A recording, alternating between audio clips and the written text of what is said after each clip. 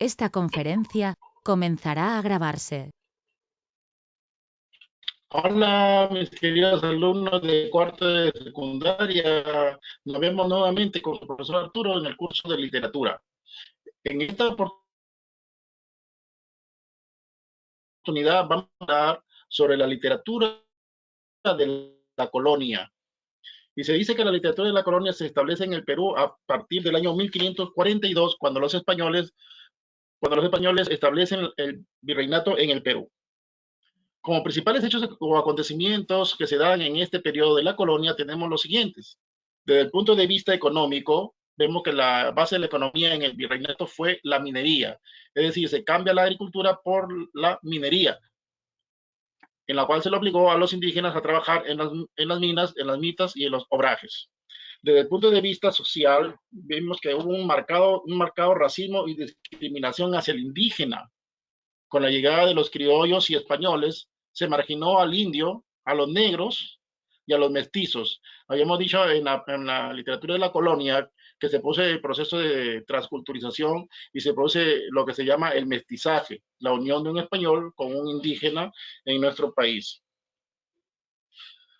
Desde el punto de vista político, le hemos dicho también que ya se da lo que se establece el virreinato en el Perú y quiénes fueron los encargados de ordenar, quiénes fueron los encargados de dirigir la renta del país en el Perú fueron los virreyes, quienes eran la mano derecha del rey y en la cual tenían órdenes completas y seguras.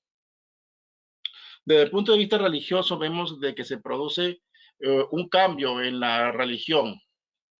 Habíamos dicho que en la literatura preincaica estos eran politeístas porque nuestros indígenas adoraban a varios dioses, siendo su dios principal el Inti Inca Huiracocha. Con la llegada de los españoles se establece la religión católica como religión fundamental,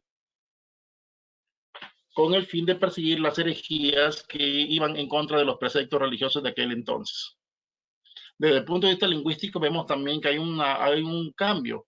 El quechua o runasimi, que era la lengua oficial en el Tahuantinsuyo, se cambia por el idioma español o castellano. Y desde el punto de vista cultural vemos que hay una marcada diferenciación o una marcada dependencia de nuestra literatura en nuestro país. Ahora, ¿qué características literarias encontramos en esta literatura de la colonia? Primero, que nuestra literatura tuvo una total dependencia hacia España. A partir de entonces, nuestro país, antes de la llegada de los españoles, nuestro país era libre e independiente, por eso se le llamaba literatura autóctona. No dependíamos de nadie. Con la llegada de los españoles se convierte en una literatura dependiente. Entonces, dependíamos ya de España. Por eso nos habíamos convertido en una colonia. Tuvo un alto valor histórico por las reseñas, los procesos, los, las conquistas y todos los procesos históricos que se desarrollaron y se dieron a conocer en esta época. Fue una literatura retoricista porque se buscó siempre buscar el bien común y el afán literario en sus obras o producciones literarias. Hubo un marcado satirismo, es decir, que trataron de satirizar los usos y las costumbres que se daban en este tipo de literatura. Y también fue una literatura totalmente imitativa, fue una copia de la copia. ¿A quién se imitaba? A las corrientes europeas, es decir, lo que se está desarrollando en Alemania, en Francia, en Italia y también en el mismo España. Por eso la marcada dependencia de la literatura nuestra. Nuestra literatura dejó de ser una literatura auténtica para convertirse en una literatura dependiente, simplista y copista. Ahora, desde el punto de vista literario, vemos que se dieron 3 periodos en esta época de la literatura de la colonia. El periodo clásico, el periodo barroco y el periodo neoclásico. El periodo clásico es aquel que recibe una gran influencia de la literatura clásica. Ya hemos visto que la literatura clásica estuvo representada por las dos altas culturas de la literatura universal, como fue Grecia y Roma. Por eso hay una gran valoración de la cultura greco-latina. ¿Quién es el máximo representante de esta literatura, de este periodo clásico en esta parte de la literatura de la colonia? Diego de Ojeda, con su máxima obra, La Cristiada. Ahora, en el periodo barroco, vemos que hubo una gran influencia del gongorismo, en honor a quién, al poeta español Luis de Góngora y Argote, a través del uso de un lenguaje recargado, con exceso de figuras literarias. Aquí tenemos que tomar en cuenta que España en esta época, de 1530 hacia adelante, vivía un esplendor en sus letras. Vivía lo que se llamaba el siglo de oro de las letras españolas, que logró sobresalir tanto en la lírica, en la narrativa, como en la dramática. Hubieron grandes representantes en cada uno de estos géneros.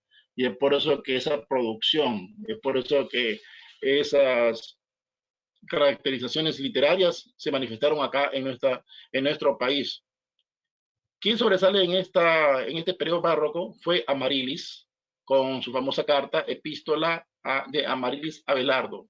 También tenemos a Alonso Carrión de la Vendera, con el Lazarillo de Ciegos Caminantes.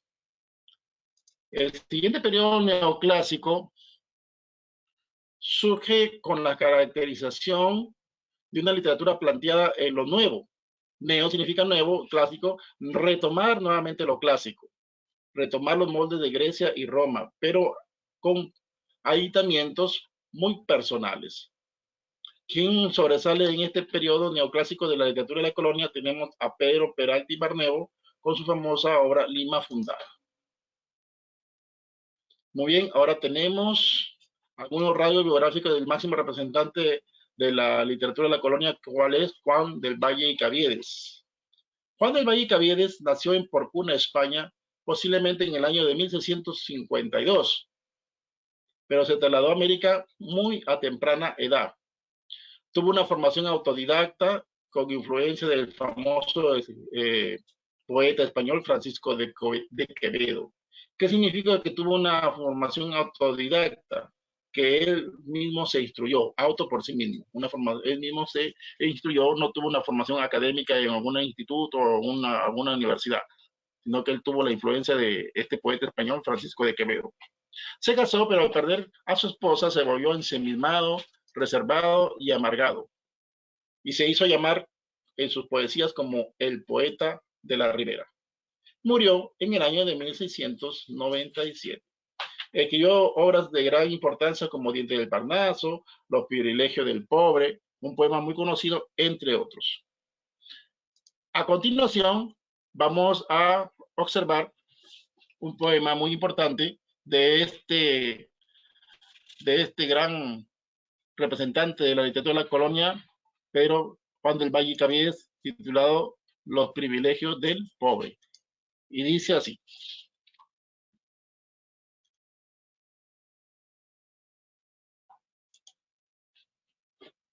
el pobre es tonto si calla, y si habla, un majadero. Si sabe, es un hablador. Y si es afable, un embustero. Si es cortés, entrometido. Y cuando no sufre, soberbio. Cobarde cuando es humilde. Y loco cuando es resuelto. Si es valiente, temerario. Y presumido si es discreto. Adulador si obedece. Y se excusa cuando es grosero. Si pretende, es atrevido. Si merece, es sin aprecio.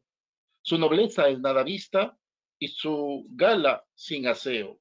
Si trabaja, es un codicioso, y por el contrario extremo, un perdido si descansa. Miren qué privilegios.